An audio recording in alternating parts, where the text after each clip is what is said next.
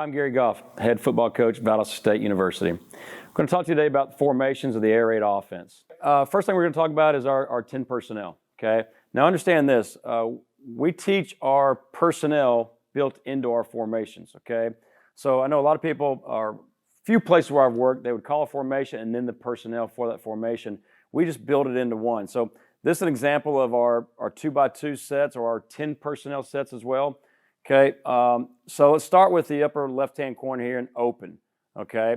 Now, open's a 2x2 set. We've got our X to the left. Our X is always to the left. He never has to worry about moving anywhere else, okay? He will align based off of assignment. We've got some primary rules here. We'll go over here in a second, but X is always to the left.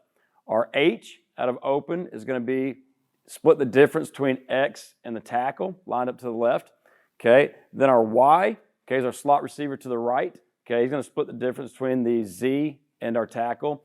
And then our Z is lined up to the right.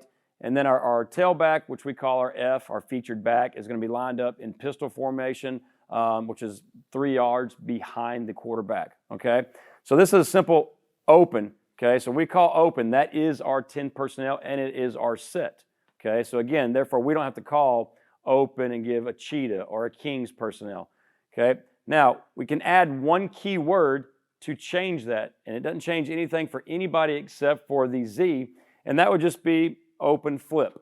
Okay, so if we call it open flip, that's just putting our Z inside of X, okay, and therefore we get our trips out of our 10 personnel, okay? So open starts off just basic 2x2.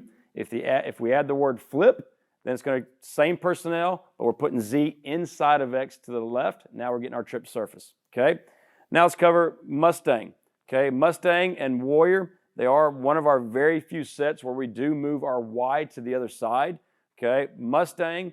Okay. We got our X to the left, our H splitting the difference between our Y and X, and then Y to the left splitting the difference between our H and our tackle.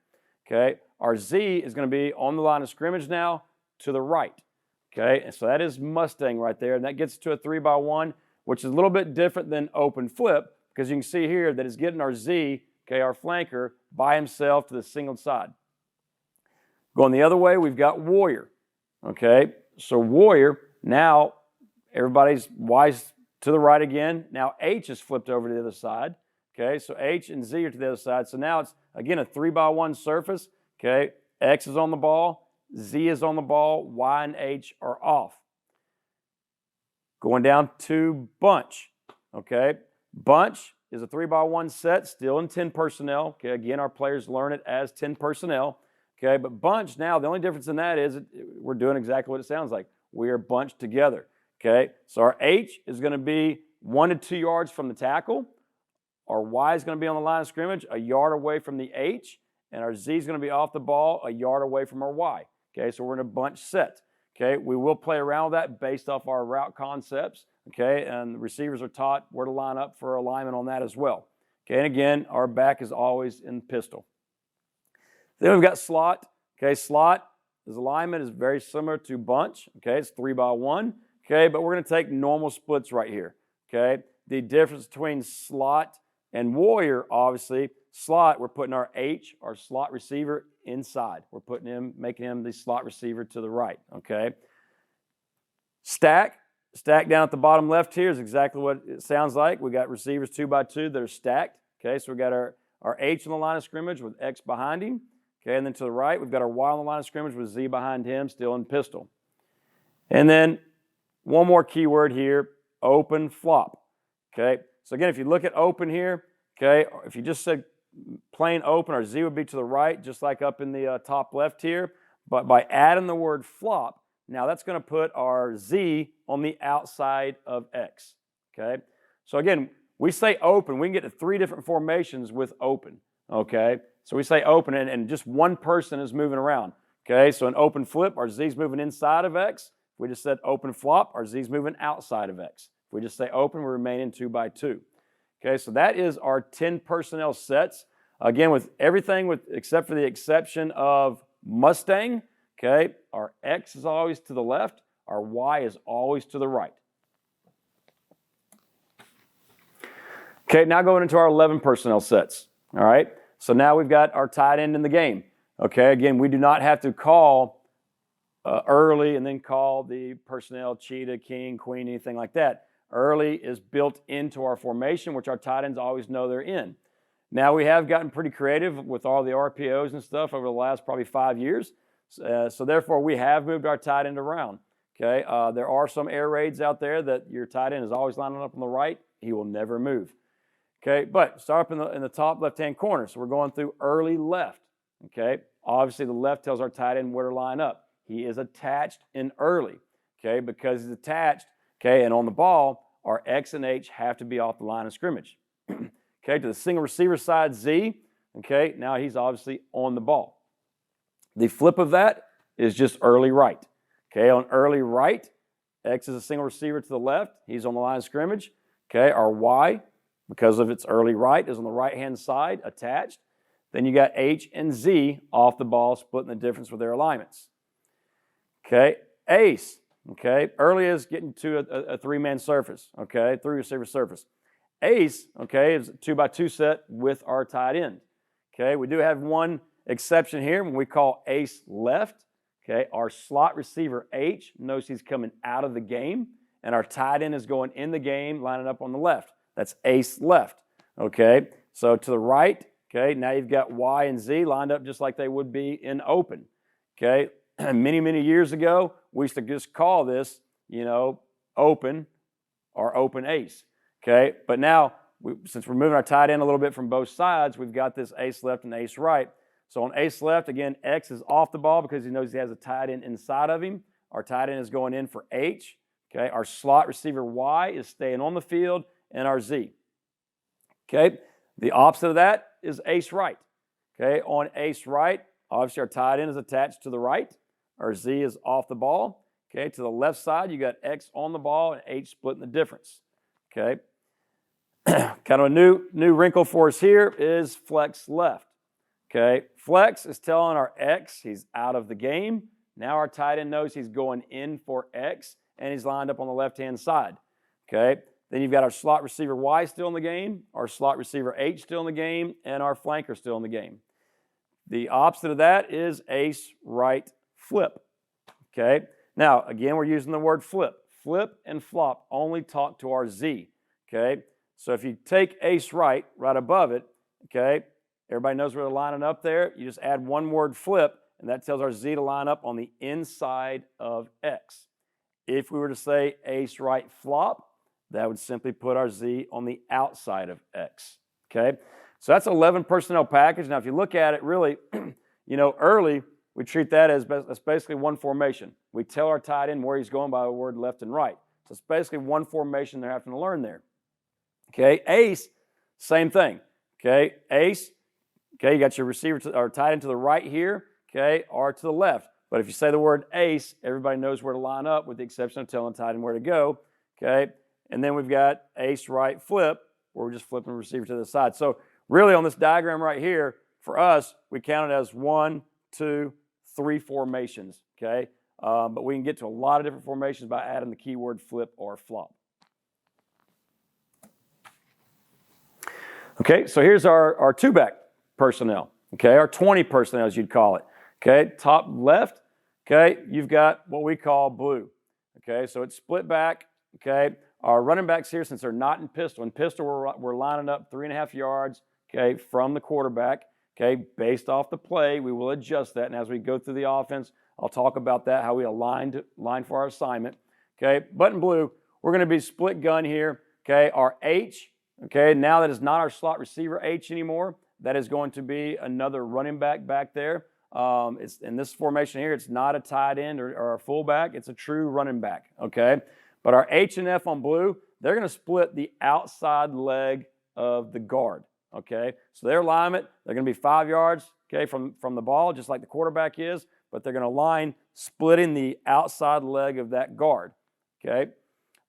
Blue, okay, we still got 3 receivers out there, so X is normal alignment, okay, on the ball to the left side. He doesn't move from there. Okay, our Y is going to be on the right side on the ball, and then our flanker, our Z, is off the ball to the right side. If we just add the keyword flip, okay, gives us a whole new formation.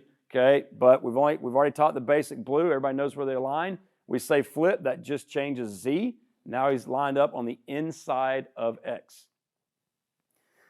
Okay, come down to the bottom here. We've got what we call black, all right? And that's our tailback, our F, is going to be in the pistol. Okay, our H in the backfield is going to be now split, okay, the outside leg of the guard. Okay, and then X, Y, and Z are normal alignment. Okay, so X is on the ball to the left, Y is on the ball to the right, and then Z is off the ball to the right. If we just add the key word, flip, okay, gives us yet another formation. Okay, gives us black flip. Okay, and it just puts the Z inside of X. Okay, now we can also have blue right. Okay, if we had blue right, okay, that's putting a tight end in the game for us. Now our slot Y is simply coming out of the game, and our tight end will be attached to the line of scrimmage, giving us our 21 personnel. Okay, and even here, if we were to say blue right flip, okay, you got your tight end attached and your Z flipped on the other side.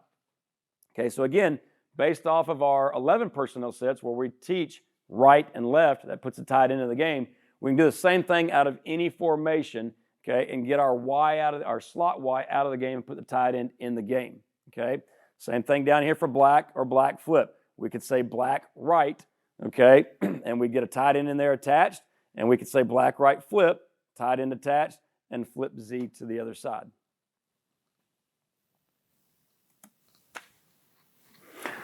Okay, so now here's our empty sets, okay, our no back sets here, okay. So you look at the top left, okay, we just call that missile, okay. Now, X, H, Y, and Z are going to take their normal alignment in almost any formation, okay. So they know missile, X is on the ball to the left, H is going to be lined up to the left in the slot, okay. Our Y is going to be on the ball to the right, and our Z is going to be off the ball to the right, okay. Because it's our empty set, okay, missile just simply takes our running back out of the game, and we add another slot receiver at the F position, okay? Now, we have been teaching our running backs to line up out there and learn their routes, okay? But again, we talked about our offense based off repetition. We have had some special running backs that have been able to do that and learn it all, okay? We haven't done that a ton in the past because we feel like a slot receiver out there in space that's ran those routes over and over and over and over again is just going to be better at that position. Okay, so missile, okay, we could say missile right. If we said missile right, our slot receiver, Y, would come out of the game, and a tight end would go into the game right there attached to the right. Okay, coming over here to star. Okay, star for us, okay, X is on the ball to the left, H is off the ball in the slot to the left. Okay, our Y is lined up on the ball to the right like he always does. Our Z is lined up off the ball to the right like always. And now our running back's coming out of the game. Another slot receiver is coming into the game, lining up at F to the right. Okay? So as you can see right here, our empty sets are anything up in the sky. Okay? So missile, star, Pluto, Mars. Okay? Now, come down to Pluto and Mars. Okay? What we've done here is we are leaving our running back in the game. Okay? So out here, Pluto, our running back's going to line up to the left, and he's going to be off the ball. Okay? In Pluto, we've got our wideouts, our number one receivers, our X and Z. They are now going to line up in slots. Okay? Our slots are now going to become the slot receivers on the outside. Okay? And then our F is going to line up to the left, okay, to the field. That's why we came up with the name Pluto. Okay? So this right here is 10 personnel. But we're lining up in an empty format.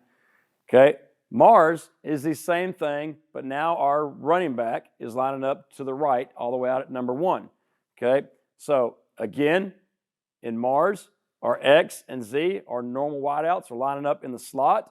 Okay, our slot becomes a new number 1. Okay, and our slot over to the right becomes the number 2 to the right because the tailback's outside of him. Okay, so that is Pluto and Mars. Okay, now let's talk about our landmarks. Okay, I mentioned earlier that in our formations, we got our basic landmarks, but we also align for success based on what play is called. Okay, so let's start up at the top right here. Okay, you can see, you know, the ball is on the hash. So the ball is going to be on the left hash, and let's say we're in a 2x2 set right here, okay? Well, our split end, our X, is going to line up on top of the numbers into the boundary, okay? So he's going to be on top of the numbers. Certain plays, we will basically move that a little bit, but basic alignment, he's on top of the numbers into the boundary, okay? Our slot is going to simply split the difference between that wideout, okay, and the tackle. All right, now, to the field, again, the ball's on the left hash. To the field, our Z, okay, is going to line up in what we call pro alignment. Okay, for us, the collegiate level, the pro numbers are halfway between our numbers and our hash.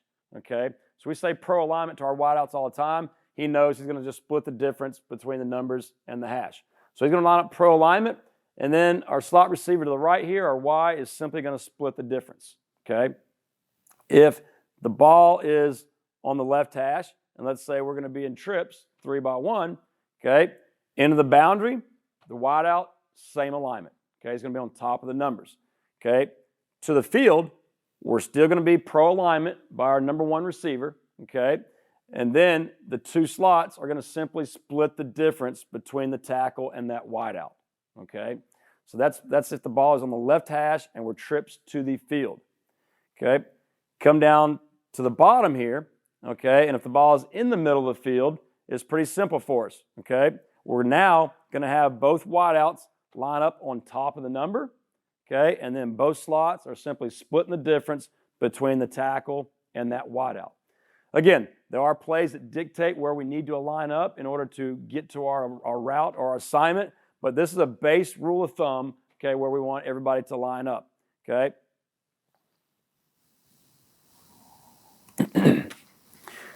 Okay, so now some formation tags here, okay? So we just went over our formations, whether it was 10 personnel, 11 personnel, or an empty, okay? And we went over our basic rule of thumb of where our alignments are supposed to be, okay? However, I have mentioned for about 3 times now, our plays will dictate that alignment. We might adjust that some, okay? But some simple tags, okay? One is flip, okay? And that simply moves Z inside of X, okay? We talked about that earlier in our 2x2 formation. If we just use the word flip, it takes Z, puts him over to the left side now to create a 3x1 formation, but he's inside of our X. If we were to say flop, okay, that puts Z on the outside of our X, okay? And again, for teaching purposes, think about it. We're just teaching our 2x2 set, whether you call that doubles or open, no matter what you call it, okay? But if you're calling it, doubles, okay, everybody knows where to line up. That's a set. But if you say doubles flip, that is taking your Z and flipping him to the other side and lining him up inside your X receiver. So you haven't taught a whole new formation to the entire offense. You're just teaching one person where to line up with one key word, creating a whole new formation. Okay, same thing with flop. Okay, he would put Z on the other side of the ball outside of X. Okay, rip for us.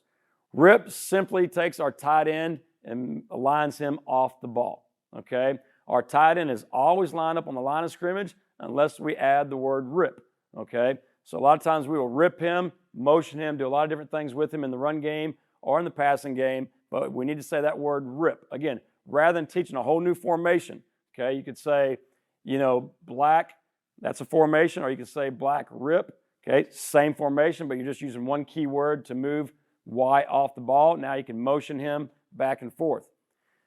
Okay, tight. All right, tight just moves the receivers closer to the tackles.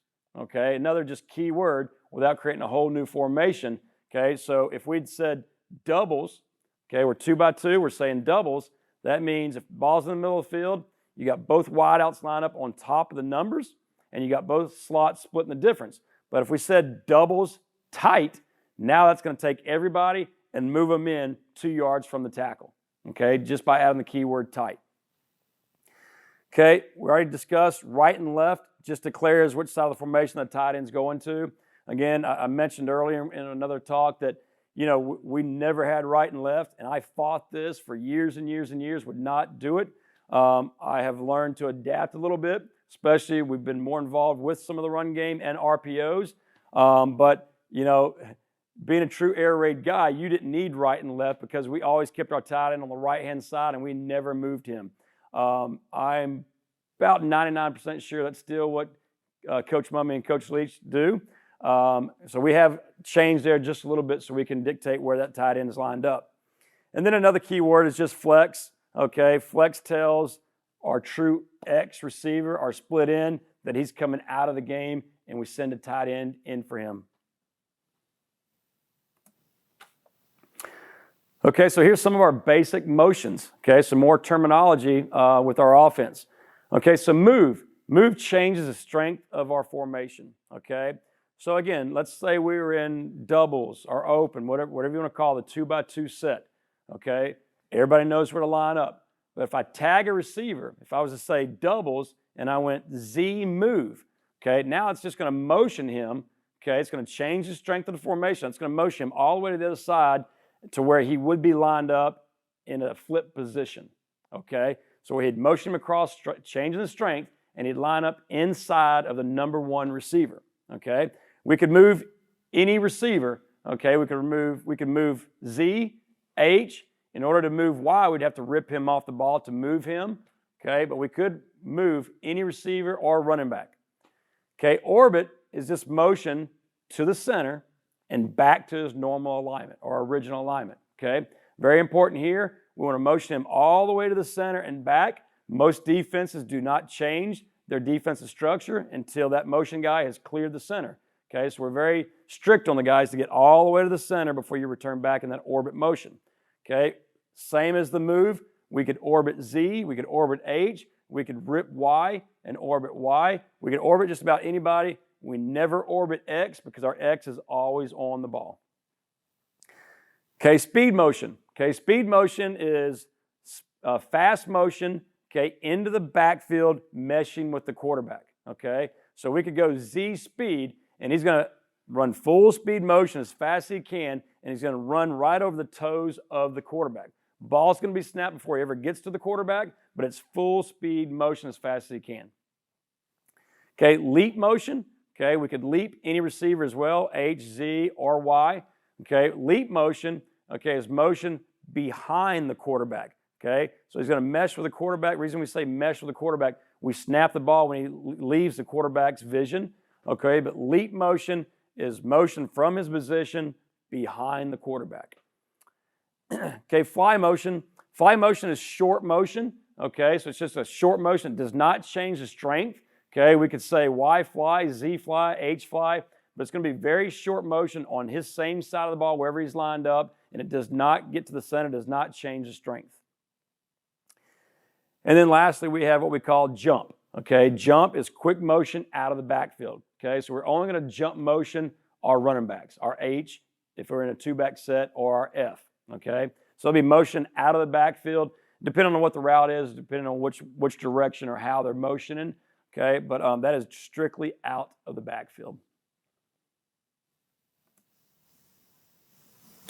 Okay, now lastly, okay, on this talk, let's talk about the receivers' position requirements. So let's start with our X. Our X is our split end. Okay, here, okay, we are fortunate we do get to recruit, but at X, we're looking for our fastest receiver that can stretch the field. Obviously, we like to have size. Okay, everybody like to have size and speed. That's a perfect football player if you're playing a skill position. Okay, but we don't always get that. So we want to make sure we put our fastest receiver at X. Okay, especially the guy that can just stretch the field vertically as quick as possible.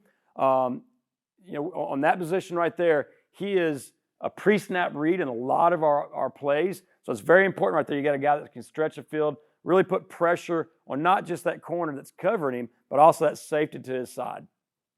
Okay, our slot receiver to the left, we call that our H. Okay, our slot receiver, it really needs to be the quickest, most shiftiest guy that we have in that receiver room. Okay, we have played some running backs at that position and use that same young man in the backfield. Okay, but we need a slot receiver there that's smart, that can read coverages, but he is quick and shifty.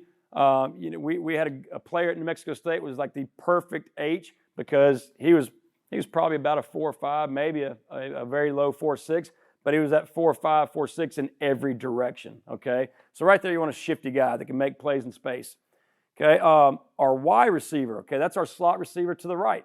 Okay, our Y receiver, We want that guy to be a big target that is really good at reading coverages, does not have to be the fastest in the world. Okay, obviously we want all of them to be fast, but this guy's going to win the matches, okay, win the foot races with the linebackers or safeties who he's matched up against in that slot. But we do like a big target right there. You know, we have our Y cross, our Y cell, a lot of routes across the middle. We want a big guy with great hands that makes it easy for the quarterback to find him. Okay, this needs to be a real smart receiver. He's going to read a lot of coverages on the run. He's going to have to figure out real quick if it's man or zone. Okay, and then we got our Z, okay, our flanker. This is probably our best all-around athlete in the receiver room. We want here, obviously, the speed and quickness. You know, doesn't necessarily have to be the biggest guy in the world. We just need a guy that can catch a football, can run fast, and is also really quick. Great example of this, when we were at New Mexico State, we had a young man named Chris Williams. He was my size. You know, he's like 5'8", 5'9", but he was a Blitnikoff finalist because he ran a 4.3 electronic. Okay, he played a few years in the NFL and Canadian football. Had a great career for us at New Mexico State and as a professional, but we put him at Z because he was our most dynamic receiver. He could flat out run, and he was a converted running back. He was a running back in high school. We converted him to receiver once he got there, and kind of the rest is history with him. So, you know, I think at every receiver position, you want somebody that's really tall, really fast, looks pretty on the hoof. Everybody across the country wants those guys. We don't always get those type of guys, but we do look for these kind of characters of receiver at each one of those positions right there. Now, you're probably asking about our tailback, okay? The tailback in our offense, you know, obviously we want a very high skill set there, and he's going to have to be somebody that can obviously run between the tackles. But our tailbacks, we want to have good hands, also be very shifty in open space, can not only run the football in between tackles and on the perimeter, but have the ability to catch a ball on the perimeter. We use our F-back in our route concepts. He's usually our number 2 read in a lot of our concepts. You'll see that as we continue going through this teaching tapes here. But, you know, our F right there, if we could, you know, draw up the perfect running back right there, size wouldn't matter to us, you know, but it would be a tough physical young man. He's got great hands and is a tough runner in between tackles, okay? So that's kind of a rundown of, you know, some of our formations, our alignments, some of our tags, some of our terminology, and kind of what we're looking for, you know, out of our skill sets in the air raid offense. Our next slides we'll be diving into some of our X's and O's.